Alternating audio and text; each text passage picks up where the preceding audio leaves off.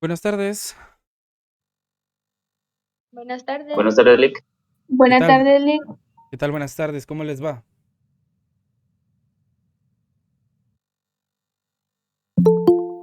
Todo bien, Lee. ¿Todo bien? ¿Cómo les está yendo con el trabajo de investigación?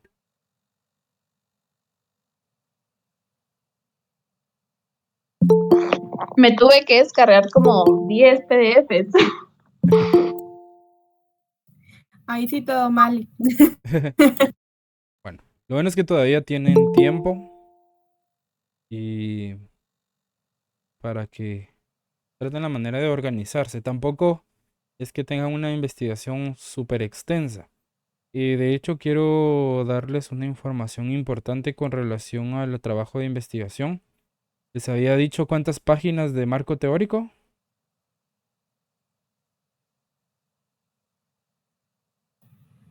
No, Lick. Dice que el contenido debe de ser de 15 páginas. El trabajo de investigación debe tener un mínimo de 15 páginas. Ok. Lo vamos a dejar en un mínimo de 10. En un máximo, perdón, de 10. Entonces, los temas de la investigación traten de sintetizarlos lo más posible. Por ejemplo, en el trabajo de investigación, más que todo lo que yo quiero es un análisis propio de lo que ustedes entienden por los conceptos de contabilidad y los temas que en el trabajo de investigación se les están solicitando. Entonces, por ejemplo, si ustedes buscan la definición de contabilidad, ok, está bien. Pueden extraer un extracto de alguna página de internet, de algún libro, etcétera, pero con la debida cita bibliográfica, ¿sí? Del autor. Entonces, una vez que yo copio la cita del autor, después de yo haber citado el párrafo que extraje de algún documento o de alguna página web, voy a desarrollar un análisis propio o un comentario de lo que yo entendí, por ejemplo, de concepto de contabilidad. ¿Sí? Si, por ejemplo, la definición técnica me dice que la contabilidad es el registro y los términos técnicos, ok. ¿Está bien? Cito al autor, pero abajo puedo escribir, yo entiendo que contabilidad es tal y tal cosa. ¿Sí? Una línea, dos líneas, pero que sea desarrollo propio. ¿Me explico? ¿Sí? Entonces, de esa manera Entendido. reducimos el número de páginas, les dijimos 10 páginas máximo, 10 páginas, para que no sea tan extenso, ¿verdad? Y también para que ustedes traten la manera de aprovechar el tiempo para poder realizar su trabajo, porque entiendo que también tienen tareas de otros cursos, ¿sí? Entonces, en ese entendido, pues vamos a tratar la manera de dosificar los trabajos de investigación o las tareas que hagan en el futuro. ¿Estamos de acuerdo? Sí, Lee, que estamos de acuerdo. Solo tengo una Sí, consulta licenciado. con el tema del decreto. Ok, Pues ajá. es uno de los temas, ¿verdad? Pero el decreto sí son una cantidad extensa de páginas. Entonces, en el caso de ese, necesita como que leamos todo el decreto y luego hacer un análisis No, o algo en ¿de específico. cuál de los dos decretos me está hablando o de ambos? Porque creo que el más largo es la ley de actualización tributaria. Sí, correcto, de la ley de Va, administración tributaria. denme chance. Voy a decir que partes del decreto. Es decreto 10/2012, ¿verdad? Sí, correcto.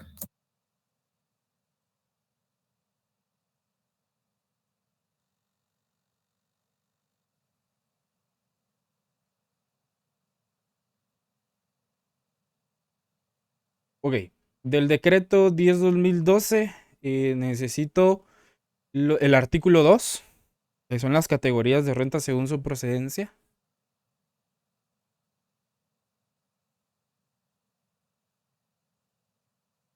El, el artículo 4, que nos habla de las rentas de fuente guatemalteca. Nos habla de rentas de actividades lucrativas, nos habla de rentas de trabajo y nos habla de rentas de capital y ganancias de capital. Ese artículo es importante, eso sí, que lo lean y que en el trabajo de investigación sí solo me coloquen únicamente lo que ustedes comprenden o lo que analizaron de cada una de esas 3 rentas. ¿Por qué? Porque esas rentas nos van a servir, si nos da tiempo hoy, para empezar a desarrollar el tema de hoy, para que empecemos o iniciamos a entender el contexto de las rentas de capital, las rentas de trabajo y las rentas de actividades lucrativas, ¿verdad? Para que tengamos ese contexto ya establecido. Les dije artículo 4, ¿verdad? Y sus 3 numerales. Em, vamos.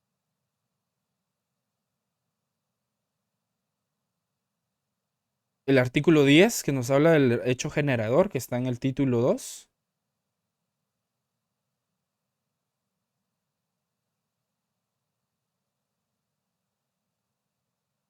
El artículo 11.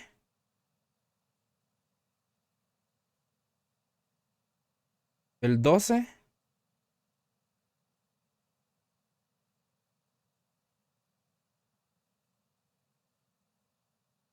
El artículo 14.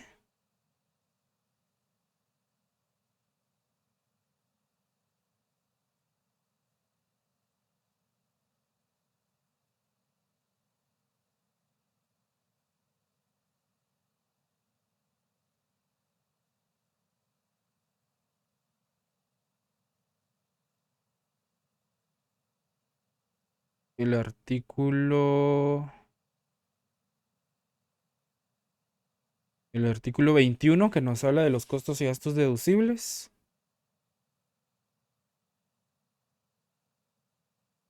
El artículo 23, que nos habla de los costos y gastos no deducibles.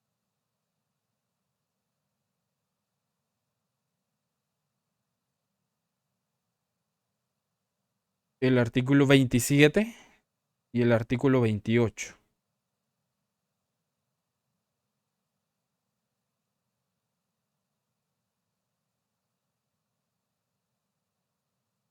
El artículo 33.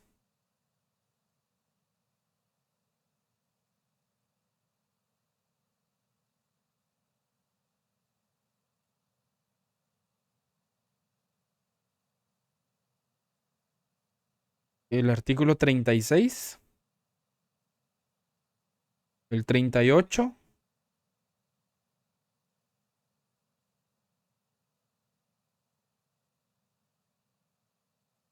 El artículo 43 y el 44.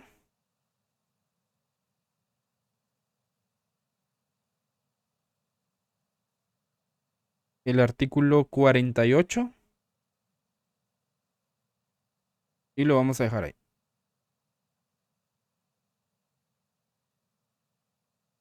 De la ley del impuesto sobre la renta. Ahora, que el otro decreto me decían era el...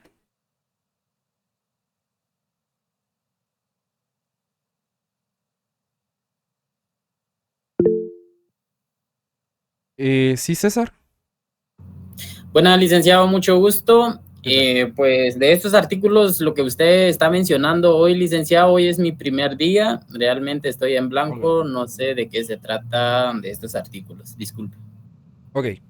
¿Pero sí los anotó? Así es, licenciado. Sí, ok.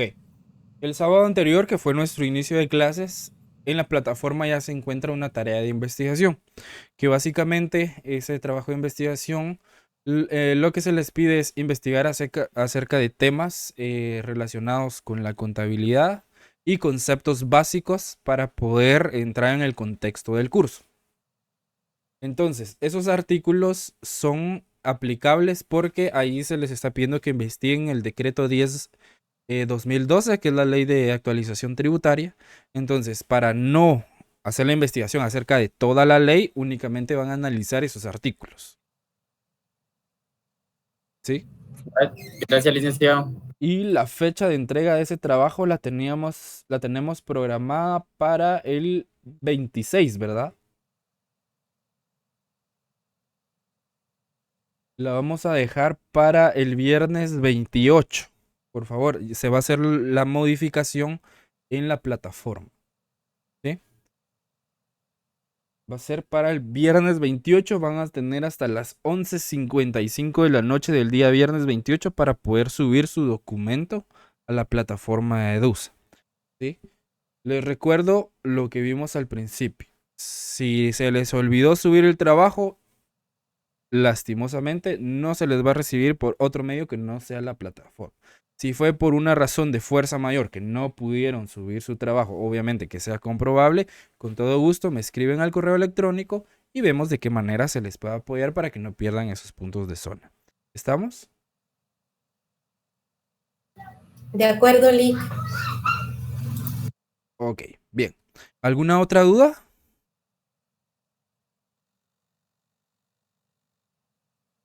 ¿Estamos claros? Sí, licenciado, gracias. Ok, perfecto. Bien, ¿logran ver la pantalla? Sí, licenciado. Sí, Lick. Ok, ¿se recuerdan en qué diapositiva nos quedamos? Si no estoy mal, en la 16. 16. Sí, Sí, fue en la 16. 16.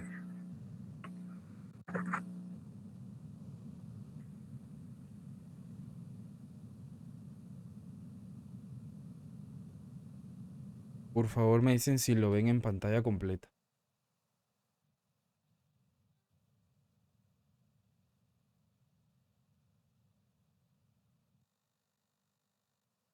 Sí, Lick, se ve bien. Ya se ve, Lick. Ok, bien. Recapitulando un poco, habíamos visto las diferentes definiciones que nos dan diferentes normativas acerca de lo que es la contabilidad. Algunas nos hablaban de que es una ciencia, otras definiciones hablaban de que es un arte, pero dijimos que para efectos del curso íbamos a utilizar esta definición, ¿verdad? La contabilidad es el proceso de registrar, clasificar, medir, interpretar y comunicar la información financiera de una entidad con el fin de tomar decisiones informadas y cumplir con las obligaciones legales y fiscales. ¿Sí? En ese entendido habíamos quedado, habíamos visto los fines principales de la contabilidad, las demás definiciones que nos dan las normativas como las NIF plenas, las NIF para pymes, el Colegio de Contadores Públicos y Auditores, el Instituto Guatemalteco de Contadores Públicos y Auditores y demás. Ok, entramos también al mundo de la ética profesional, ¿sí? La ética profesional está íntimamente ligada con los procesos contables, ¿sí? ¿Por qué la ética profesional acá tiene que ver o por qué la ética acá tiene que ver? Si la ética es una cuestión de moralidad, ¿no? Es una cuestión de valores, de principios y demás. Tiene que ver la ética profesional porque la contabilidad o la información que nosotros vamos a registrar o que vamos a generar con la contabilidad es información sensible, ¿sí? Por lo general, si ustedes trabajan o llegan a trabajar en una firma, no en todas lo hacen, pero en algunas que sí tienen muy presente el tema de la confidencialidad, hacen firmar a sus colaboradores un contrato de confidencialidad, que quiere decir que no van a divulgar cuestiones sensibles relacionadas con la contabilidad o alguna otra documentación importante de la empresa, ¿sí? Porque con un estado financiero uno puede analizar muchas cosas y puede determinar ciertas situaciones. Entonces, digamos que la información financiera de una empresa es privada, ¿sí? Únicamente para los usos de las juntas directivas, del gobierno corporativo, la junta de accionistas o dígase que es lo mismo, los dueños o los propietarios de las empresas, ¿sí? Para uso de los gerentes, que incluso a los gerentes pues no se les da acceso a toda la información financiera, sino que únicamente al área en la que se están desenvolviendo. ¿Verdad? ¿Por qué? Porque es información sensible, la cual no cualquier persona debe de tener acceso y la persona que tiene acceso a toda la información pues debe de aplicar esos valores morales como lo es la ética profesional. Existe un código de ética para los profesionales de la contabilidad, que es un código de ética que emite el IFAC, que es el Instituto de las Normas también internacionales de Auditoría. que nos da una serie de principios, una serie de bases, de características o de pilares fundamentales en los cuales nosotros nos podemos basar o en los que el profesional de la contabilidad y el de la auditoría se debe de basar cuando desempeña su ejercicio profesional. Dentro de esos principios nos dice que algunos principios éticos clave que deben guiar la conducta de los contadores son la integridad. ¿Sí? La integridad nos dice que los contadores deben ser honestos, ¿sí? Deben ser íntegros y éticos en todas sus interacciones, ¿sí? Y decisiones profesionales. Nos dice que deben actuar de manera justa y evitar cualquier conflicto de interés. Cuando hablamos de ética, la importancia de la ética va a radicar en la confianza y en la credibilidad que se deben generar en la profesión contable, ¿sí? Los contadores somos responsables de manejar información financiera sensible y tomar decisiones que pueden tener un impacto significativo en las empresas y en la sociedad en general. No solo los contadores, sino también los administradores de empresas que fungen como gerentes generales o gerentes de algún área en particular. Entonces, nos debemos de regir por principios clave. Obviamente la integridad pues ya debería estar intrínseca entre nosotros, ¿verdad? Porque son valores morales que se desarrollan desde el seno de la familia, ¿sí? Desde la familia pues ya debería de haberse desarrollado el sentido de la integridad, de ser honesto, de ser ético, ¿sí? Y sobre todo en este campo de la contabilidad o en el mundo empresarial se debe evitar a cualquier costo el conflicto de intereses. El conflicto de intereses quiere decir que si yo estoy participando en una empresa, no puedo ir, digamos, con su competencia directa a hacer trabajos independientes, ¿sí? Porque ahí generaría un conflicto de interés. ¿Qué significa ese conflicto de interés ahí en ese ejemplo? De que, por ejemplo, estoy trabajando en una empresa de servicios contables, ok. Pero en mis tiempos libres también brindo asesoría independiente a otra empresa que es competencia directa de donde trabajo por las mañanas, ¿sí? Entonces, puede que esta otra empresa, que es la competencia, me haya contratado únicamente para ver si me saca algún tipo de información relacionada a la empresa donde yo estoy trabajando formalmente. Entonces, ahí se genera un conflicto de interés. Un conflicto de interés, ¿por qué? Porque el contador o el gerente o el administrador está trabajando en una empresa de servicios contables y está prestando servicios independientes en otra empresa que es competencia directa de donde trabaja formalmente. Entonces, eso es un conflicto de interés. Y tal vez por inocente o demás, pues puede que se le escape algún tipo de información sensible, como por ejemplo los procesos que se realizan en la empresa. Por tratar de brindar una buena asesoría, dice, fíjese que en la otra empresa hacemos este proceso de tal manera, o para los inventarios manejamos estas formas y demás. Entonces ya empieza a soltar información de procesos que en teoría deberían de ser confidenciales. ¿Estamos claros ahí? ¿Vamos comprendiendo? Sí, licenciado. ¿Sí? Ok, Sí, licenciado. entonces, gracias. Entonces la integridad básicamente es un principio ético clave en la contabilidad, ¿sí? Significa que los contadores debemos ser, como lo dice su definición, honestos, íntegros y éticos. Entonces debemos actuar de manera justa y evitar el conflicto de interés a cualquier costa. También debemos de tratar de ser imparciales, pero la imparcialidad tal vez entra más dentro de la objetividad. Entonces, la integridad implica que el contador o el gerente o el administrador debe de ser totalmente transparente, debe de decir la verdad, incluso cuando enfrenta situaciones difíciles o situaciones tentadoras, ¿sí? En el mundo profesional, sobre todo, al menos en mi campo de experiencia en el mundo de la auditoría, se presta para estar en medio de varias situaciones difíciles que pueden generar un conflicto de interés. Por ejemplo, uno de los temas principales en una auditoría, hablando de ese campo en especial, dice que, por ejemplo, yo no le puedo aceptar regalos a un colaborador al que yo estoy auditando. Sí, por ejemplo, yo le llego a hacer una entrevista para evaluar el control interno de ese colaborador.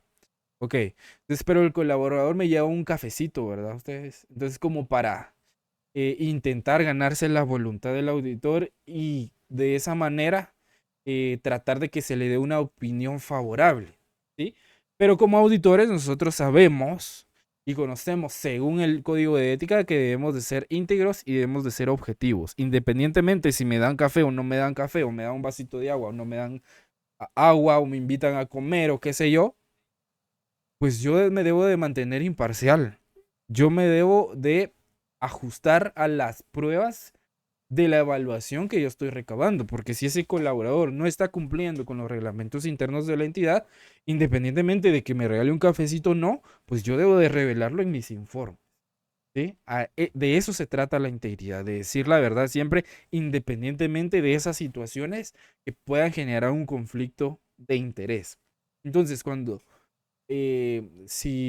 ustedes vean ese tipo de situaciones, mejor ve cortar mejor, intercambiar de personas, que otra persona haga la evaluación, porque a la larga va a ser mejor y se puede justificar de alguna manera. El punto número 2 es la objetividad. Nos dice que los contadores deben de mantener una mentalidad imparcial y evitar influencias personales o externas que puedan comprometer su juicio profesional y que deben basar sus decisiones en hechos y en evidencias. ¿Sí? El principio ético de la objetividad es fundamental en la contabilidad también. Los contadores por lo general deben de mantener una mentalidad imparcial y evitar influencias personales o externas, como lo dice la definición, que puedan sesgar, ¿sí? O nublar, o como lo dice la definición, comprometer su juicio profesional. Entonces, la objetividad garantiza que los contadores vayan a tomar decisiones informadas y sobre todo que sean justas, evitando cualquier tipo de favoritismo o sesgo en su trabajo. ¿A qué nos referimos cuando hablamos de favoritismo o algo así? Por ejemplo, siempre en el campo de la auditoría. Si yo voy a una empresa a hacer una auditoría, pero ahí trabaja un familiar, por ejemplo, si trabaja un hermano, una hermana o un primo, entonces yo no me puedo dejar basarse solo porque es mi familia, yo no le puedo dar una opinión negativa. ¿Por qué? Porque como es mi hermano o es mi primo, se puede enojar conmigo, entonces mejor le doy una opinión favorable para que no me afecte la relación familiar. No, la objetividad no trata de eso. La objetividad trata de que independientemente de que sea un familiar, si está haciendo las cosas mal, yo lo debo de informar. ¿Sí? ¿Por qué? Porque está afectando el proceso productivo de una empresa. Entonces, lo ideal en esos casos, si les toca auditar o gestionar el talento humano de una persona que es un familiar y que ustedes consideren que eso pueda comprometer su objetividad o su juicio profesional para tomar decisiones, entonces mejor intercambiar de roles, asignar a otra persona que se encargue del familiar, ¿sí? O retirarse del proceso de una auditoría, que es lo más sensato, porque se puede prestar para malos entendidos. Entonces, tratando de cumplir con las normas de conducta o los valores morales que nos establece el código de ética, pues es lo ideal, ¿verdad? Tratar de evitar ese tipo de situaciones en cualquier situación. Entonces, en estos dos puntos, la integridad exige que los contadores sean honestos, íntegros, éticos en todas sus acciones y en todas sus decisiones. Y la objetividad va a requerir que se mantenga una mentalidad imparcial, ¿sí? Que no favorezca a nadie y que basen sus decisiones en hechos y en evidencias. Entonces, esos principios éticos son fundamentales para poder garantizar la confianza y la credibilidad y sobre todo la imparcialidad en la profesión contable. ¿Estamos claros? ¿Alguna duda? ¿Algún comentario?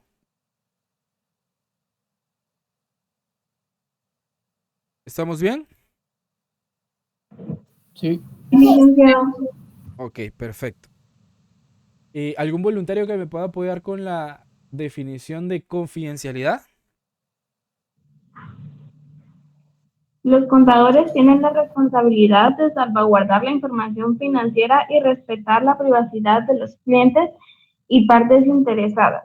Deben mantener la confidencialidad de la información obtenida en el ejercicio de su profesión, a menos que exista una obligación legal o profesional para divulgar. Muchísimas gracias, Paola. Ok, entonces, si se dan cuenta, la confidencialidad es sumamente importante. ¿Sí? Nos dice que tenemos la responsabilidad de salvaguardar la información financiera y respetar la privacidad de los clientes y de las partes interesadas. Cuando hablamos de la confidencialidad, es uno de los principios éticos más importantes de la conducta del auditor, o del contador, o del administrador, o del gerente. Por lo general, los contadores tenemos esa responsabilidad de proteger esa información. A eso se refiere a salvaguardar, a proteger y respetar esa privacidad que nos exigen los clientes. Entonces debemos de mantener esa confidencialidad de la información que nosotros obtenemos en el ejercicio de nuestra profesión. Entonces, a menos de que exista una obligación legal o profesional para divulgarla, hasta ese momento, ¿sí? Entonces, eso va a implicar que los contadores debemos de tomar medidas adecuadas para poder proteger y resguardar la información confidencial y sensible, evitando su acceso no autorizado o la divulgación indebida de la información financiera de la empresa, ¿sí? Para que intenten utilizarla para poder perjudicar a la empresa. Entonces, como les decía, únicamente si existe una obligación legal o profesional que nos obligue a divulgar información sensible o confidencial, únicamente en esos dos casos podemos revelar información. Por ejemplo, en el caso de que el cliente o la empresa está siendo investigada por algún tipo de delito y por orden de un juez competente solicitan información financiera de la empresa, en esos casos nosotros tenemos la obligación y la responsabilidad de brindar la información que soliciten los juzgados o el juez competente, ¿sí? No podemos negarnos porque nos estaríamos resistiendo a una acción de fiscalización o de judicialización. Entonces ya entramos a cuestiones en materia penal que pueden perjudicar nuestra profesión o que podamos seguir ejerciendo nuestra profesión, ¿sí? Entonces la confidencialidad es esencial, sobre todo porque nos genera credibilidad, nos genera confianza, ¿sí? Por ejemplo, el lema, a mí me gusta mucho el lema del Colegio de Contadores Públicos y Auditores porque dice que somos confianza pública. ¿Por qué? Porque nosotros debemos de reunir estos valores éticos, ¿verdad?, que hacen a un profesional de éxito. ¿Alguna duda con el tema de la confidencialidad? ¿No? No, Ok. Por ejemplo, si alguno de ustedes trabaja en una empresa y maneja nóminas, la confidencialidad es sumamente importante. ¿Por qué? Porque no van a andar divulgando a todos cuánto gana cada quien, ¿verdad? Ustedes, porque algunos tal vez ganen más que otros y los que ganan menos se pueden enojar porque tal vez el otro no hace tantas actividades como el que gana menos, ¿verdad? Entonces, allí también entra el tema de los valores que rigen la conducta de los profesionales de la contabilidad o de la administración de empresas. ¿Estamos claros? ¿Dudas acerca de la confidencialidad? Licenciado. Ok, gracias por la confirmación. Bien, ahora entramos a la competencia profesional. ¿Algún voluntario que nos pueda apoyar con esta definición? Los contadores deben mantener y desarrollar constantemente sus conocimientos y habilidades para ofrecer servicios de alta calidad. Deben asegurarse de estar actualizados con las regulaciones contables y las mejores prácticas profesionales. Ok. En el código de ética aparece como competencia y diligencia profesional. Cuando hablamos de que una persona es competente, significa que tiene el conocimiento técnico y la experiencia para llevar a cabo las actividades que dijo que podía llevar a cabo. Por ejemplo, yo no puedo decir que voy a hacer una auditoría de estados financieros si yo no tengo el conocimiento técnico, si yo no tengo la experiencia para poder llevar a cabo una auditoría de ese tipo. ¿Me explico? Yo no puedo decir que voy a ayudar a un cliente en materia fiscal a organizar sus impuestos si yo ni siquiera sé cuánto es el porcentaje de impuestos sobre la renta. ¿Me explico? Entonces, a eso es que se refiere la competencia profesional o la diligencia profesional. La competencia en cuanto al conocimiento técnico y experiencia, y la diligencia en términos coloquiales se refiere a la chispa, a la habilidad de resolver conflictos o de resolver con problemas. ¿Sí? Por ejemplo, llega un cliente y dice, ok, fíjese que pagué de más en mi declaración de impuestos. Ok, ¿cuándo la pagó? ¿Todavía estamos a tiempo? Ok, entonces ahí se mezcla la competencia y la diligencia. Tengo el conocimiento para poder ayudar al cliente a rectificar y adicionalmente tengo la diligencia y tengo la capacidad de poder resolverle ese conflicto que se le generó al cliente. ¿Estamos claros ahí? ¿Entendimos el ejemplo? Sí, Ok, entonces la competencia profesional es otro principio ético esencial en la contabilidad y los contadores, como lo dice su definición, deben de mantener, desarrollar constantemente sus conocimientos.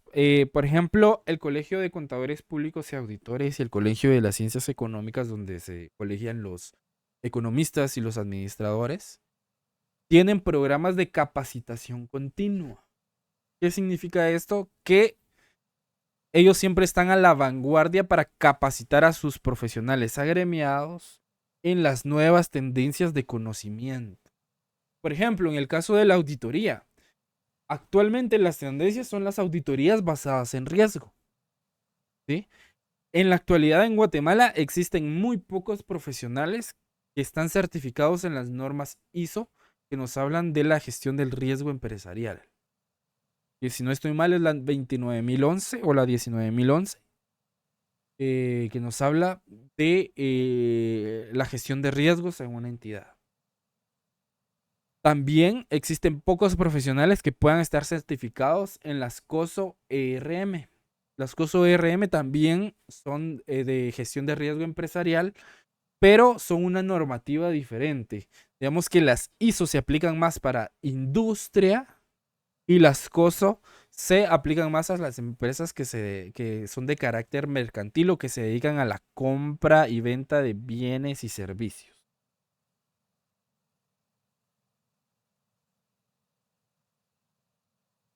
Entonces, los colegios profesionales nos brindan temas para que los profesionales estén a la vanguardia, ¿sí? Auditorías basadas en riesgo, auditoría de índices financieros, análisis de estados financieros con nuevas normativas o con los nuevos cambios a las normativas. Por ejemplo, este año, en el mes de febrero, si no estoy mal, el IFRS presentó una nueva propuesta que va a modificar las NIF para pymes. ¿Sí? Existe un documento que se llama Propuestas 2022 de las NIF para pymes, que contiene algunos cambios significativos en la NIF para pymes, la que está vigente actualmente es la NIF para pymes del año 2015, que entró en vigencia en el año 2016. Entonces imagínense todo ese periodo de análisis de las normativas, qué dejar, qué no dejar, qué modificar, qué agregar, para que en 2022 y a inicios de 2023 se presente la nueva propuesta de modificaciones a la NIF para pymes y que en este año se esté evaluando para que posiblemente en 2024 entre en vigencia. Entonces, ¿qué deben de hacer los profesionales de la contabilidad que utilicen las NIF para pymes? Estar pendientes de las actualizaciones de las capacitaciones de sus colegios profesionales para estar a la vanguardia y cuando venga esa normativa, pues ya no nos va a agarrar desprevenidos, ¿verdad? Porque ya vamos a saber cuáles fueron los cambios que se implicaron o que la norma tuvo. Entonces, la competencia profesional siempre va a buscar o está en una búsqueda continua de la excelencia en el desempeño de las responsabilidades contables, y no solo en el ámbito contable, sino en todas las ramas en las que se desempeñan los profesionales. Y nos brinda o le brinda a los clientes y a las partes interesadas un nivel de servicio confiable y de calidad, porque estamos brindando conocimiento, experiencia y resolución de conflictos, ¿verdad? Porque el cliente no quiere que se le hagan más problemas, quiere solucionar los problemas que le está presentando al profesional. ¿Estamos claros? Sí. ¿Sí? Licenciado. ¿Sí? ¿Alguna duda? Ok, entonces, en resumen, la confidencialidad va a exigir a los contadores que protejan la información financiera, que respeten la privacidad de los clientes y que deben de mantener la confidencialidad de la información obtenida en el ejercicio de su profesión. Entonces, es importante acá destacar que los contadores deben de seguir ese código de ética profesional en su práctica diaria, y ese código es establecido por organizaciones profesionales y entes reguladores contables, como el Instituto de Contadores Públicos, que es el IFAC. Es la institución internacional que se encarga de las normas internacionales de auditoría, de emitir el código de ética, de emitir las normas de auditoría para entidades financieras y las normas de auditoría en materia ambiental. Y si no estoy mal, las normas de auditoría para el sector público. Entonces, en todas las normativas se debe de aplicar el código de ética o los principios éticos fundamentales que acabamos de ver. Bien, entonces, una vez visto o entendido el tema de la ética profesional, entramos a lo que es la normativa que nos va a servir para el curso, que es la Ley de Actualización Tributaria, el decreto 10/2012. Nos dice que el decreto número 10/2012, conocido como la Ley de Actualización Tributaria, es una legislación clave en el sistema tributario guatemalteco. Este decreto tiene como objetivo principal establecer y regular las disposiciones generales relacionadas con el pago de impuestos en Guatemala. El libro 1 de la Ley de Actualización Tributaria abarca las disposiciones generales del sistema tributario guatemalteco, y este libro establece los principios fundamentales, procedimientos y obligaciones tributarias que los contribuyentes deben de cumplir. Bien. Acá, cuando hablamos de la Ley de Actualización Tributaria del decreto 10/2012, es de vital importancia cumplir con las obligaciones tributarias establecidas en esta ley. Los contribuyentes están obligados a presentar sus declaraciones de impuestos correspondientes en los plazos que la ley establece.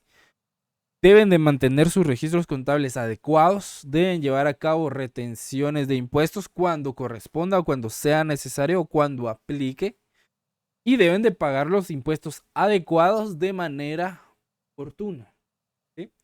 Entonces, la Ley de Actualización Tributaria establece impuestos principales en Guatemala, como el impuesto sobre la renta, el impuesto al valor agregado, el impuesto selectivo al consumo, entre otros impuestos que en la mayoría de actividades económicas que desarrollamos van a estar inmersos estos impuestos. Entonces, también establece tarifas, establece los procedimientos para realizar los cálculos y las exenciones o excepciones aplicables a cada uno de los impuestos. Entonces, es importante acá destacar que el cumplimiento de las obligaciones tributarias establecidas en la Ley de Actualización Tributaria puede conllevar a sanciones, a penalizaciones, incluyendo multas, recargos e incluso hasta acciones legales por parte de las autoridades fiscales. ¿Y quién es nuestra autoridad fiscal acá en Guatemala? ¿Se recuerdan? ¿Quién es el ente regulador de los impuestos acá en Guatemala? La SAT. La Superintendencia de Administración Tributaria, correcto. Entonces, la superintendencia tiene la potestad de llevarnos a una instancia penal después de haber agotado la instancia administrativa, ¿verdad? Por no pagar impuestos. ¿Por qué creen que existe la ley de anti-evasión fiscal? Porque hay muchas empresas que evadían el pago de impuestos. ¿Sí? Entonces, la SAT actualmente lo que está haciendo es fortaleciéndose aún más, sacando nuevos procesos, nuevas técnicas de fiscalización para controlar de mejor manera que los contribuyentes cumplan con sus obligaciones. Entonces, cumplir con las obligaciones tributarias establecidas en la ley de actualización tributaria es esencial para mantener la legalidad y para evitar problemas legales y financieros en un futuro. Entonces, los contribuyentes deben de estar de alguna manera familiarizados con esta ley, buscar asesoría contable y fiscal que sea adecuada, que tengan la competencia y la diligencia profesional, para poder cumplir con los requisitos y con los plazos establecidos para el pago de impuestos. Entonces, en resumen, el decreto 10/2012, que es la ley de actualización tributaria, establece disposiciones generales del sistema tributario guatemalteco y el libro 1 abarca las disposiciones generales y va a establecer las obligaciones tributarias de los contribuyentes, ¿sí? Entonces, cumplir con esas obligaciones es esencial para poder mantener, como les decía, la legalidad, ¿sí?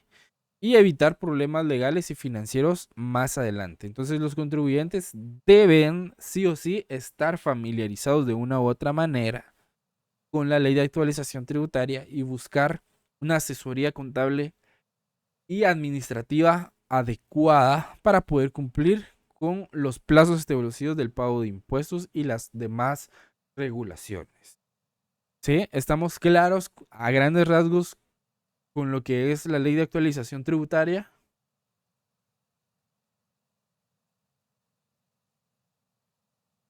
¿Dudas?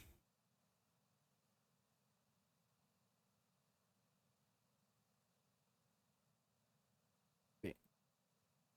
Continuamos. Luego tenemos el decreto 2450, que son las normas que deben observar los contadores y los tenedores de libros. Nos dice que el decreto 2450 es una normativa que en Guatemala establece las normas que deben observar los contadores y tenedores de libros en el país. Este decreto tiene como objetivo regular las prácticas contables y garantizar la integridad y la confiabilidad de la información financiera. También nos dice que establece normas de presentación de estados financieros.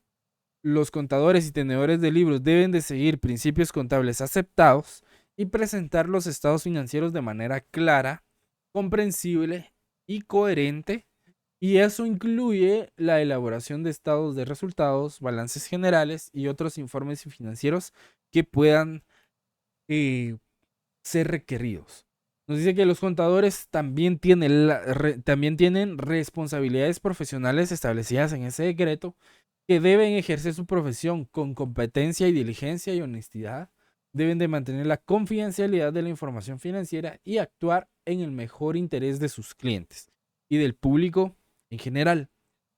Además, deben cumplir con las normas éticas y profesionales establecidas por los organismos reguladores. Ok. Entonces acá es importante destacar, ¿sí?, que el cumplimiento del decreto 2450 es esencial también para poder garantizar la contabilidad de la información financiera y promover prácticas contables sólidas en Guatemala. Entonces, los contadores y los tenedores de libros quiere decir los que van a resguardar la información contable, deben de mantenerse actualizados en las normas contables que vayan surgiendo o que vayan teniendo algún tipo de modificación y estar al tanto de cualquier cambio o actualización en las regulaciones. Por lo general, SAT siempre está sacando nuevos criterios de aplicación de las normas. Entonces es importante en ese sentido estar actualizados con esas regulaciones o con esas nuevas disposiciones que van surgiendo. ¿Alguna duda hasta el momento?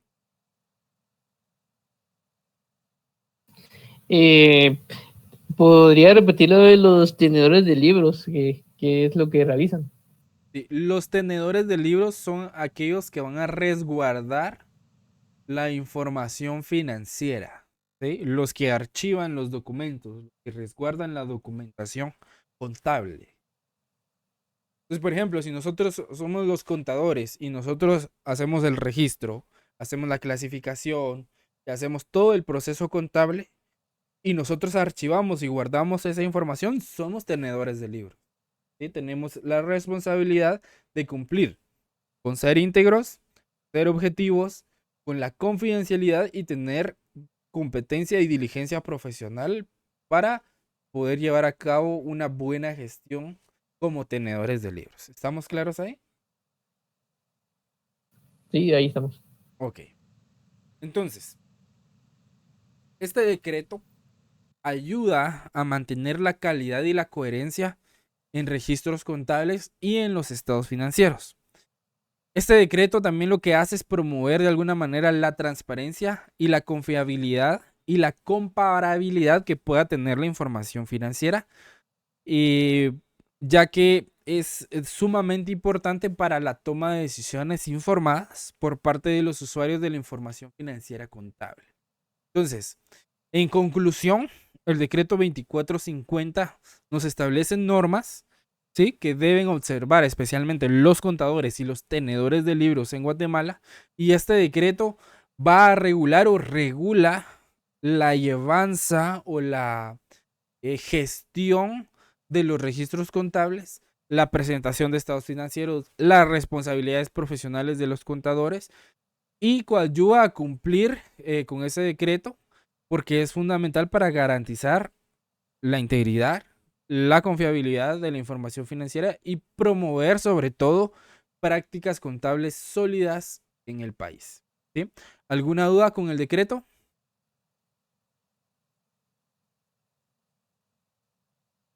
¿Dudas? ¿Comentarios?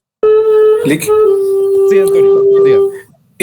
Sí, este decreto, o sea, ¿dónde lo encuentra uno? En algún, no sé, ¿no? Y según yo, está en el portal de SAT, pero si gustan, creo que yo lo tengo, yo se lo subo a la plataforma. Ah, muy bien, gracias, Lick. ¿Sí? Se los voy a trasladar por el grupo y se los voy a trasladar por la plataforma. Solo si tal vez más noche o mañana me pudieran hacer favor de recordarme ahí en el grupo que les traslade o que les publique ese documento y se los traslado con todo gusto. Gracias, licenciado. Para servirles. ¿Alguna otra duda?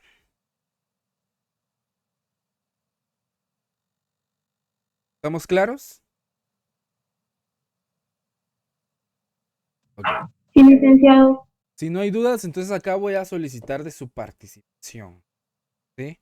Entonces, ustedes me van a responder estas preguntas que ven en su pantalla. Para ustedes, ¿qué ahora, ya habiendo desarrollado varias definiciones de qué es contabilidad, ¿sí?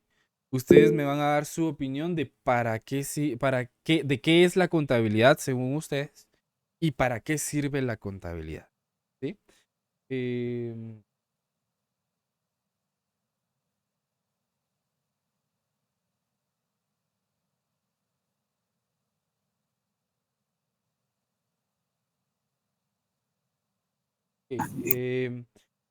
Voy a trasladarles de nuevo el enlace. Si gustan, si me pueden avisar a las...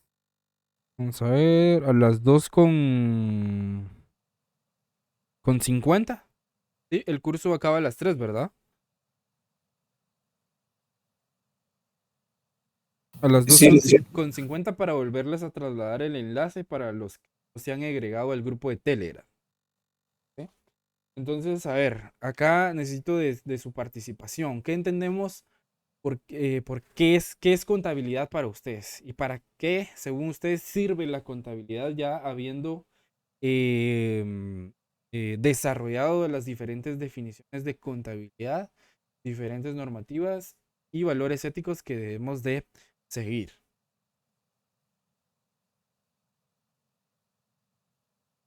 ¿Voluntario? Pues según lo que yo he entendido es que identifica y mide la información económica y financiera de las empresas. ¿Ok? ¿Y para qué sirve la contabilidad? Para poder llevar un control de los gastos e ingresos, Lee. ¿Ok? Sí, para eso sirve también. ¿Alguien más? Yo Licenciado, pienso que Perdón, primero Randy y luego Leslie.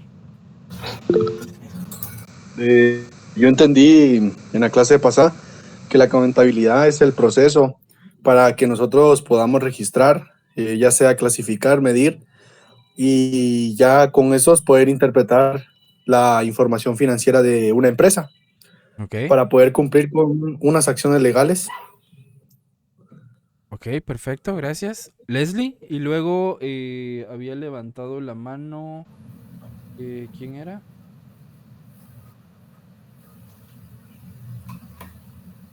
Vi quién había levantado la mano, pero adelante, Leslie. gracias. Para mí la contabilidad es una disciplina que se encarga de registrar, también de medir, analizar la información financiera y nos sirve básicamente para llevar un control, un registro de todos los movimientos que vamos realizando.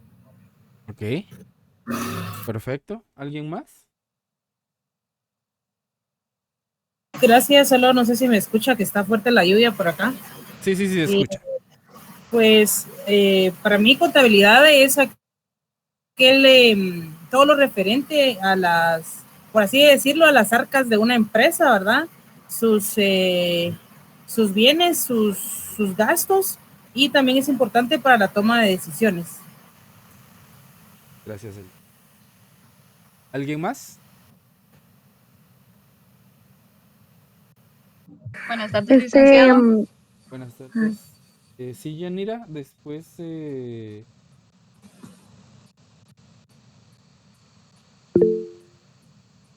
Y también nos permite también obtener una imagen más clara de nuestras ganancias, de nuestras pérdidas, y de ahí pues tomar una decisión si tenemos ganancias que que podemos implementar o que podemos agregar para seguir obteniendo más ganancias. O de igual forma, si tenemos pérdidas, pues tomar una decisión, ¿verdad? Para ver qué se hace a referente de.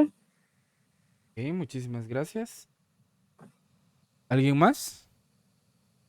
Buen día, profesor. ¿Qué tal? Buenos Bueno, días. licenciado, disculpe. Buenas tardes. Buenas tardes, soy yo. Para mí la contabilidad, pues es la ciencia que se encarga de los ingresos y egresos de una empresa, también de la confidencialidad, ay, no sé, perdón, lo de Confidencialidad. la confidencial, ajá, lo de la confidencial de la empresa, también de la organización de los pagos y de los gastos para los empleados. Ok, perfecto. ¿Una opinión más? Para mí la contabilidad, licenciado, es importante en los negocios, ya que uno puede llevar un mejor conteo de los gastos y cómo administrar mejor. Ok, correcto.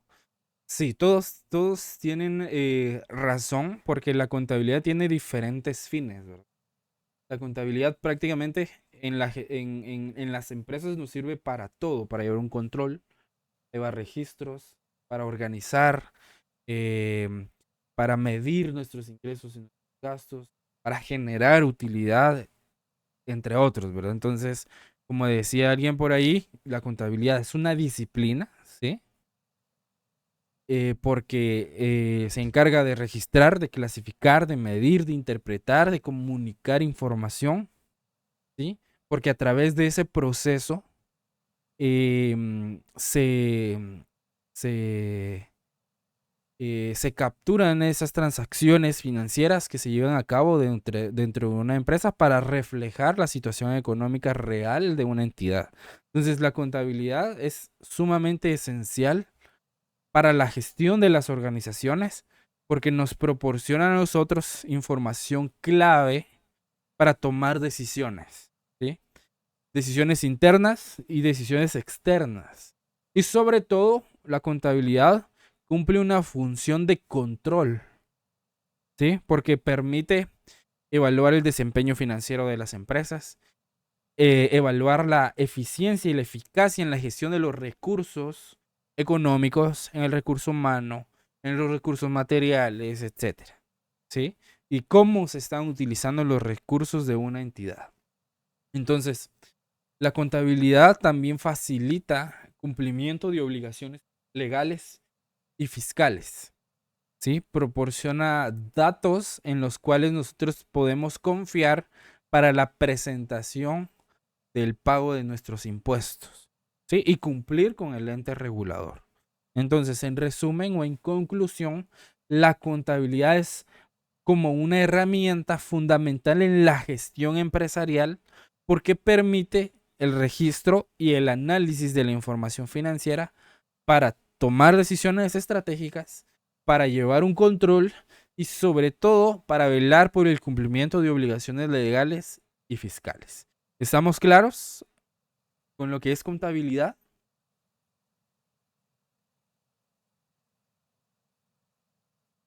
¿Sí? Sí, licenciado. Claro, Ok. licenciado. Ok, perfecto. Entonces, ¿para qué nos sirve la contabilidad? La contabilidad, en pocas palabras, nos sirve para proporcionar información financiera. Información financiera que sea precisa, sea real, sea válida, que sea comprobable, que sea confiable, ¿sí? Porque esa información nos va a permitir tomar decisiones empresariales estratégicas en todos los ámbitos de la gestión empresarial. Nos va a permitir evaluar el desempeño financiero, nos va a permitir cumplir con las obligaciones fiscales y legales, nos va a permitir rendir cuentas cuando haya que rendir cuentas a los entes reguladores o a las partes interesadas como son los accionistas, los inversionistas, los propietarios y sobre todo es una herramienta fundamental para la gestión efectiva y el buen funcionamiento de una empresa, ¿sí? Para eso nos sirve la contabilidad. Entonces, ya habiéndonos adentrado a una pequeña parte de conceptos básicos y fundamentales de la contabilidad, pregunto, ¿hay dudas? ¿Comentarios?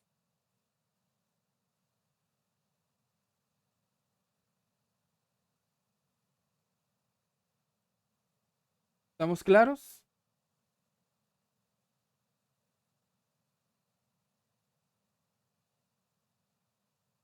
Ok. Bien. Si no hay dudas, vamos a entrar a otra parte fundamental. Voy a Este material todavía no se los he subido, el que vamos a ver ahorita.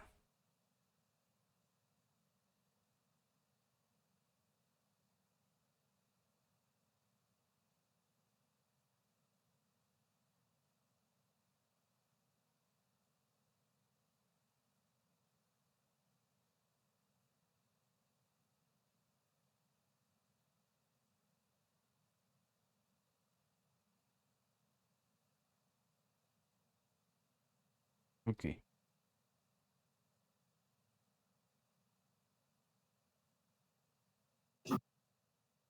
Por favor, me confirman si pueden visualizar la pantalla. Sí se ve, Eli. Sí se ve, Lic. Bien. Vamos a entrar a un tema importante como lo es el impuesto sobre la renta. ¿Sí? El impuesto sobre la renta es fundamental, todo porque es el impuesto es uno de los impuestos principales y es uno de los impuestos directos que se conoce acá en Guatemala. Entonces, acá nos dice que el impuesto sobre la renta es un impuesto directo que grava toda renta obtenida dentro del territorio nacional según el decreto 10/2012. Entonces, el impuesto sobre la renta en Guatemala básicamente es un tributo que las personas y las empresas deben de pagar al gobierno, ¿sí? Por los ingresos que obtienen en sus actividades económicas, en sus actividades empresariales o en toda aquella actividad que genere algún tipo de utilidad, que genere algún tipo de ganancia, ¿sí? Entonces, este es un impuesto que se calcula sobre las ganancias específicamente y sobre las utilidades que se generan a lo largo de un periodo fiscal. Cuando hablamos de periodo fiscal, se lo voy a colocar acá.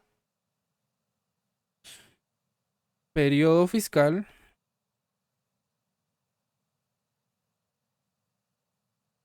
va a ser igual a decir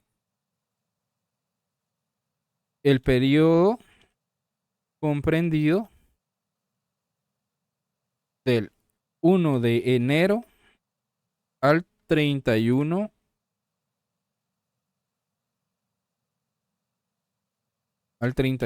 de diciembre. ¿Sí? Esto va a ser el periodo fiscal, o esto vamos a entender como periodo fiscal. ¿Lo logran ver o le aumento un poco el tamaño? Sí se logra verle. ¿Sí? Ok. Entonces, las bases legales del ISR son el decreto 10/2012, que esta es la ley que establece las reglas generales del sistema tributario guatemalteco, incluyendo cómo se debe calcular el ISR y cómo se debe de pagar el ISR, ¿sí? Adicionalmente, la ley del impuesto sobre la renta, o sea, el decreto 10/2012, tiene un reglamento. Este reglamento viene a ser de apoyo para determinados cálculos o para aclarar diferentes conceptos o diferentes criterios del decreto 10/2012. Y el reglamento está comprendido en el decreto 26-92. En ese reglamento se detallan los procedimientos específicos para la aplicación del impuesto sobre la renta, como las deducciones que se permiten, y las tasas impositivas o las tasas de impuestos o los porcentajes de impuestos que se deben de pagar en cada uno de los regímenes que existen en nuestro país. Adicionalmente, pues existen algunas otras regulaciones, otras leyes, otros reglamentos.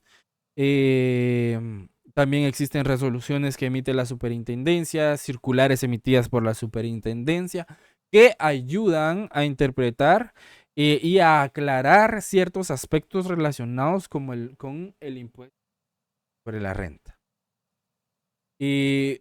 Otra ley importante, por ejemplo, es el Código Tributario, que también rige normas y principios y cuestiones generales de las obligaciones tributarias que tienen los contribuyentes, ¿sí? Contribuyentes, para que lo podamos comprender, se los voy a colocar acá.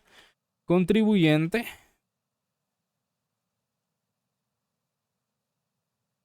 es igual a decir, es todo aquel que paga impuestos. Eso es el contribuyente. Toda persona, toda entidad que paga sus impuestos. Eso es un contribuyente. ¿Por qué se le llama contribuyente? Porque está contribuyendo a la sociedad a través del pago de sus impuestos, porque se supone que nuestros impuestos se utilizan y se gestionan de una manera adecuada, ¿verdad? ¿Dudas hasta el momento? ¿Vamos bien? ¿Vamos comprendiendo? Sí, Lick, todo bien. Ok. Entonces, les voy a hacer acá un pequeño esquemita.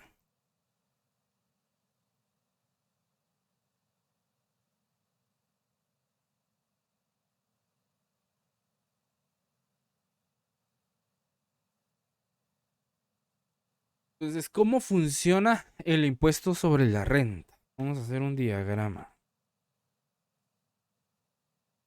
del ISR en Guatemala.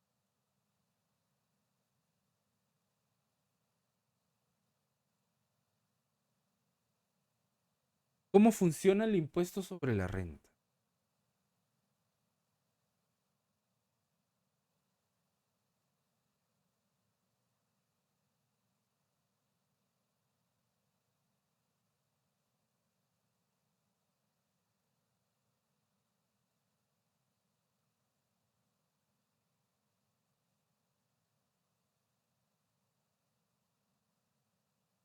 Ok.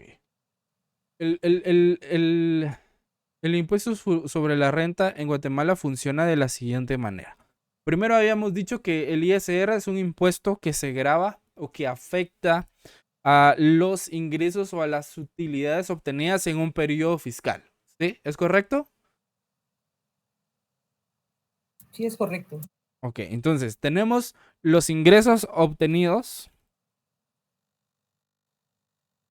durante el año, ¿sí? O durante el periodo fiscal. ¿Sí? Entonces tenemos estos impuestos o esta utilidad, digamos, utilidad o los ingresos totales de la empresa, ¿sí? Todo lo que vendimos menos nuestros gastos, ¿sí? Entonces tenemos nuestros ingresos. Acá vamos a dejar únicamente los ingresos ahora. Ingresos obtenidos durante el año. A nuestros ingresos obtenidos durante el año para la determinación del impuesto sobre la renta le tenemos que restar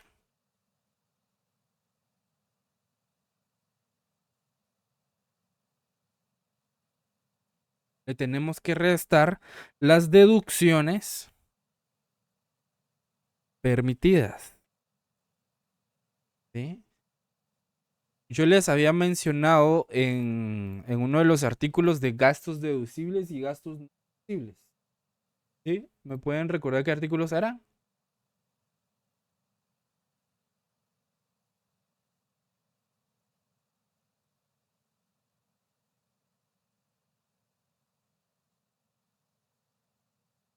¿Cuáles eran los artículos de los gastos deducibles y no deducibles?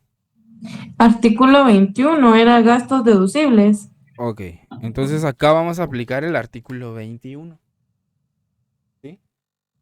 Estas deducciones permitidas son de las que va a hablar el artículo 21. Son las que nosotros podemos, como dice su nombre, deducir o restar de los ingresos. Porque en teoría el impuesto se tendría que calcular del total de ingresos. ¿Sí? Pero la ley nos permite deducir o restar o disminuir deducciones o gastos, como lo dice la ley, gastos deducibles, ¿sí? Que la ley los especifica y los categoriza, ¿sí? Para que podamos bajar o reducir de cierta manera o aprovechar un beneficio fiscal. ¿Qué quiere decir un beneficio fiscal para la empresa? Que va a pagar menos impuestos, va a disminuir el valor del pago de su impuesto. Entonces, para eso nos sirven las deducciones permitidas, de las que nos habla el artículo 21. Ok. Entonces, una vez restadas las deducciones permitidas,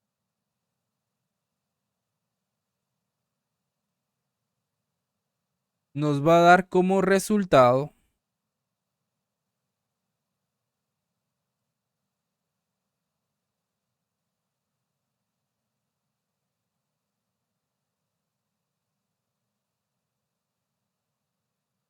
la renta neta. Que la renta neta es la base imponible. Aquí me refiero con la base imponible. Es el valor al que yo le voy a aplicar la tasa impositiva o el porcentaje que debo de pagar de impuestos. ¿Sí? ¿Estamos claros? ¿Van conmigo? Entonces, tengo mis ingresos obtenidos durante el año, repasando o recapitulando. Voy a ampliar un poquito más para que lo puedan ver un poco más grande. Tengo mis ingresos obtenidos durante el año, ¿sí? Todas mis ventas, del 1 de enero al 31 de diciembre. Entonces, durante ese periodo también tuve gastos relacionados con mis ventas, ¿sí? De logística, entrega de paquetes, empaques, todo lo relacionado con mis ventas, porque las deducciones permitidas deben de ir de conformidad con el giro del negocio. Por ejemplo, si yo tengo una librería, todas las deducciones que me va a permitir deducir la superintendencia van a ser todos aquellos gastos que ayuden a llevar a cabo esa actividad económica que es lo de la librería, ¿verdad? Venta de papeles, lapiceros, insumos de oficina, etcétera. ¿Estamos claros ahí? ¿Van conmigo? ¿O ya se me perdieron acá? ¿Vamos bien? ¿Vamos claros? Sí, Ok. Entonces, a mis ingresos obtenidos durante el año le voy a restar mis gastos deducibles o mis deducciones permitidas. Y eso me va a dar como resultado mi renta neta, el valor al que yo le voy a aplicar la tasa impositiva o el porcentaje del impuesto. Entonces, a la renta imponible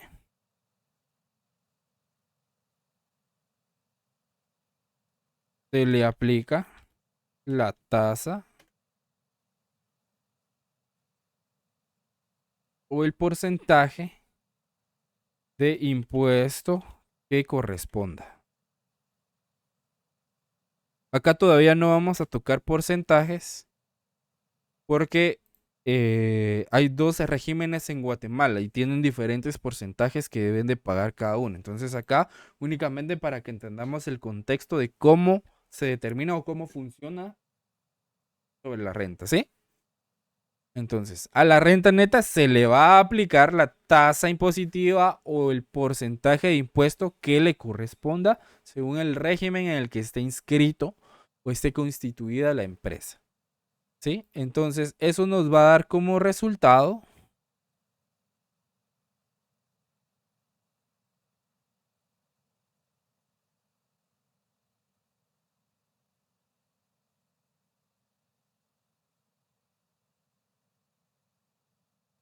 el impuesto a pagar.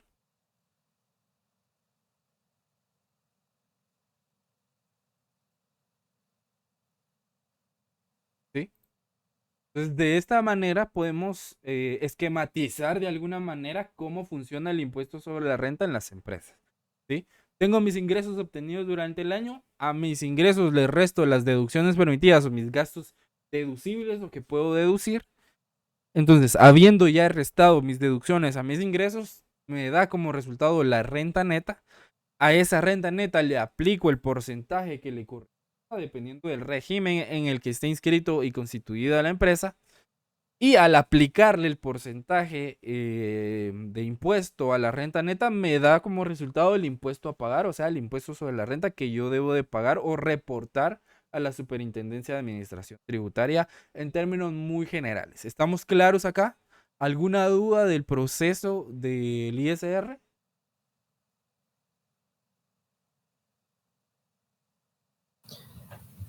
O sea, es como un beneficio que obtiene la empresa, que el Estado le da a la empresa por sus gastos. Sí, siempre y cuando esos gastos vayan de la mano con el giro del negocio, a lo que se dedique la empresa. Porque, por ejemplo, existe el otro artículo que era el 23, si no estoy mal, que habla de los gastos no deducibles. ¿Sí? Entonces, los gastos no deducibles son todos aquellos gastos que se realizan en la empresa que no tienen nada que ver con el negocio principal al que se dedica la empresa. Por ejemplo, si es un restaurante, por ejemplo, el restaurante se dedica a vender alimentos, ¿verdad? Comida, ¿sí? Alimentos. Entonces, pero el dueño compra un PlayStation, un Xbox, por ejemplo, un videojuego. Ese gasto no tiene nada que ver con el giro del negocio, ¿verdad? Porque la empresa es un restaurante, venta de alimentos, de consumo. ¿Me explico? Entonces, ese sería un gasto no deducible. Sí, obviamente ese ejemplo está muy fuera de contexto, pero para que me entiendan de que no va de la mano con el giro del negocio. ¿Me explico? Perdone, ¿podría bajar un poquito más la imagen? Sí, si quieren, se pongo así. Ahí está. Muchas gracias. Por ejemplo, licenciado, por ejemplo, lo que usted está queriendo decir, por ejemplo, dueño de una empresa grande, digamos, tiene sus gastos, como usted decía, de compra de materia prima o de gastos administrativos, eso aplica ahí. Ahora, si él se quiere comprar un vehículo para transportar, todo eso ya no aplica. Sí, por ejemplo, si se compra un vehículo personal y lo pone a nombre de él con dinero de la empresa, ese es un gasto no deducible. Lo puede hacer, se puede contabilizar porque es el dueño de la empresa, es su dinero, ¿verdad? Pero es un gasto que la superintendencia, si lo ve en la declaración de impuestos, se lo va a reparar, se lo va a regresar para que se haga la rectificación porque ese sería un gasto que no es del giro del negocio. ¿Sí? A menos de que algunas empresas utilizan como estrategia que compran un vehículo para el uso del dueño, pero lo ponen a nombre de la empresa. ¿Sí? Entonces ahí ya se justifica el gasto del combustible, de los mantenimientos, y todo lo paga la empresa. ¿Me explico? Entonces digamos que hay formas legales de poder aprovechar también esos gastos deducibles y no deducibles. Gracias. Cabal, eso iba a preguntar yo, pero cabal dio el ejemplo, porque sí, a veces facturan, pero lo hacen así, como este ejemplo que usted dio del vehículo, ¿verdad?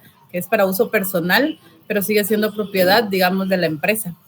Correcto, por eso es que lo hacen, ¿sí? Porque son los dueños, ¿verdad? Está bien. Y la ley lo permite y es válido, ¿verdad? Y ellos aprovechan ese beneficio, ¿verdad? Porque aparte de comprar su vehículo, les sirve para trabajar y para sus cuestiones personales, como son los dueños, pero también pueden incluir los gastos de combustible mensual, los gastos del mantenimiento, reparaciones, seguros, etcétera, ¿verdad? Entonces, se puede justificar de alguna manera, ¿verdad? Eso es bastante común en las empresas. ¿Alguna otra duda? Licenciado, una pregunta. ¿Y qué pasa cuando el dueño ya no quiere ser el representante legal y quiere ponerlo a nombre de otra persona? Pues simplemente que la otra persona o que ambas partes estén de acuerdo y se hace el cambio del representante legal. Obviamente se debe notificar en la superintendencia también, ¿verdad? Solo que ahora ya es más sencillo, ya no hay que apersonarse a una agencia tributaria, sino que a través de una agencia virtual, ya con el nombramiento del abogado, ¿sí? Totalmente legalizado, se sube a la agencia virtual en el apartado de representación legal y ya actualiza los datos del representante. El cambio de representante legal no es un conflicto, únicamente es conflicto si las partes que se tienen que poner de acuerdo para ver quién va a ser el representante legal no lo hacen. ¿Sí? Aunque la empresa tenga deudas o no pague ciertos impuestos. Bueno, ahí sí hay problemas, porque a los primeros que se van a ir a jalar por no pagar impuestos es al contador y al representante legal, ¿verdad? Entonces, se han dado casos, incluso en auditorías que he tenido la oportunidad de participar, y nos hemos dado cuenta de que hay empresas que es tal el nivel de evasión que quieren hacer que utilizan a personal de limpieza o personal de servicios como representantes legales de sus empresas. Y es increíble, pero hay personas que lo aceptan por ignorancia, ¿verdad? Hay personas que aceptan 100 quetzales mensuales o 500 quetzales mensuales por ser representante legal de una empresa y no saben la responsabilidad legal que se están llevando en los hombros. Entonces, a ustedes, únicamente si es su propia empresa, sean representantes legales. De lo contrario, ustedes tienen que tener garantías jurídicas de que la representación legal de que ustedes están haciendo no tiene ningún inconveniente, ¿verdad? Entonces, tienen que estar ahí cómo van con los impuestos, con cuestiones que les puedan perjudicar de manera legal. ¿Ya? Ok, licenciado, gracias. Sí, Yanira. Licenciado, disculpe, solo dijo que a las -10 iba a dar una información. Ya son las -5. Ah, sí, perdón. Ok, entonces voy a compartirles el enlace del grupo para los que no se han agregado. Es contabilidad el sábado a la 1:30, ¿verdad?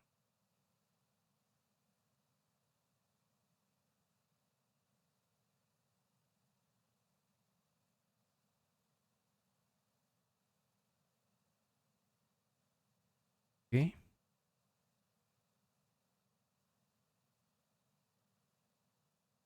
Entonces, para los que no se han agregado, ahí en el chat del Google Meet les coloqué el enlace del grupo para que se puedan agregar.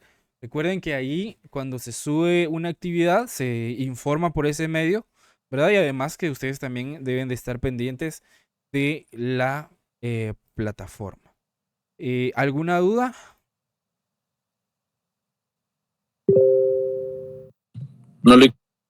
¿No?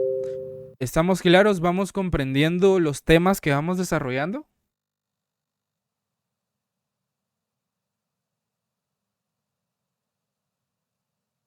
Ok. Por el momento, sí, gracias. ¿Sí? Eso es lo importante. Para mí lo importante tal vez no es tanto abarcar demasiado contenido, que ustedes no van a comprender ni siquiera el 1% de todo el contenido, ¿verdad? Entonces, vamos a tratar de tocar temas muy puntuales. Por ejemplo, en el mundo empresarial ahora es totalmente fundamental conocer lo que abarca o lo que comprende el impuesto sobre la renta, porque prácticamente lo vemos en todo, ¿sí? Incluso para los que tienen su propio emprendimiento y lo quieren llevar a la formalidad, todos esos conocimientos les sirven. Incluso tal vez estoy tratando de ver cómo agendo, digamos, para la fase final de que podamos hacer un proyecto, digamos, ficticio, obviamente, de un pequeño contribuyente, ¿verdad? Cómo pagar, cómo hacer una declaración de pequeño contribuyente, cuáles son las ventajas de ser un contribuyente, ya sea en el régimen general de pequeño contribuyente o en el régimen electrónico, los regímenes de pequeño contribuyente especiales como el agropecuario, etcétera, ¿verdad? Entonces, estoy tratando de ver cómo lo puedo introducir para que nos dé tiempo de poder abarcar. Y sobre todo que hoy en día el llenado de los formularios en Declaraguate, el conocimiento de esos formularios es fundamental. Entonces, vamos a tratar de hacer unos ejercicios. De hecho, acá vamos a explicar más o menos cómo se determina el ISR de ciertos regímenes y vamos a ir viendo cosas así muy puntuales, pero que son esenciales en la contabilidad.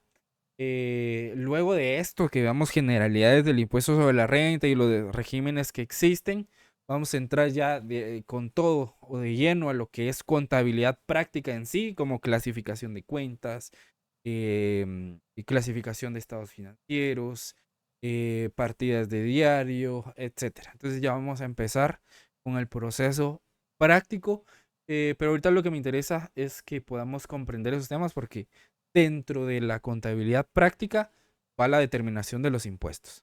Entonces, tenemos que tener la teoría, ¿sí? Para poder comprender la práctica. Entonces, ¿hay alguna duda? ¿Un comentario? No, licenciado, todo claro. Ok, perfecto. Si no hay dudas, les recuerdo, para los que ingresaron tarde y tal vez no escucharon la información, redujimos de 15 páginas el trabajo de investigación a 10 páginas máximo del marco teórico, ¿sí? ¿A qué me refiero con marco teórico? Que el marco teórico únicamente comprende el contenido de la investigación, no comprende la carátula, la introducción, las conclusiones, las recomendaciones y las bibliografías, ¿verdad? Eso es adicional. Otro punto importante, se les brindaron del decreto 10/2012 artículos específicos para que no investiguen toda la ley, ¿sí? Para que el trabajo no sea demasiado extenso. Y si no estoy mal, mi equipo tiene programada subir otra actividad el día lunes.